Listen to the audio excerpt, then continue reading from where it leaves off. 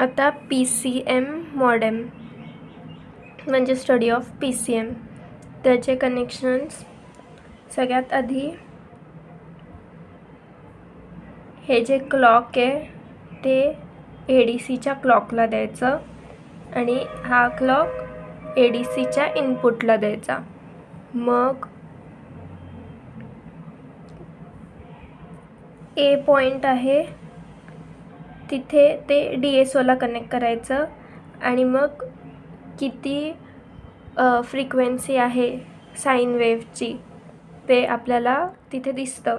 मग सगळ्यात पहिली जी फ्रिक्वेन्सी आहे ती 1 मेगाहर्ट्ज इथे दिलं आहे. इथे सेकंड टाईम इथे आपण डिवाइड बाय 2 करतो म्हणून मग तिथे त्याची फ्रिक्वेन्सी यायला हवी 500. मग त्याच्यानंतर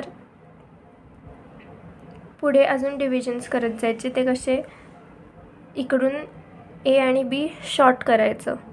मग त्याच्यानंतर इकडे DSOचं रीडिंग बघायचं, DSOवरचं दॅट इज डिवाइड बाय 8 केल्यावर 62 येतं. मग त्याच्यानंतर हीच प्रोब इकडे लावायची आणि मग परत डिवाइड बाय 8चं तिथे रीडिंग येतं 7.8 नियर टू 8. हे झालं फर्स्ट पार्ट.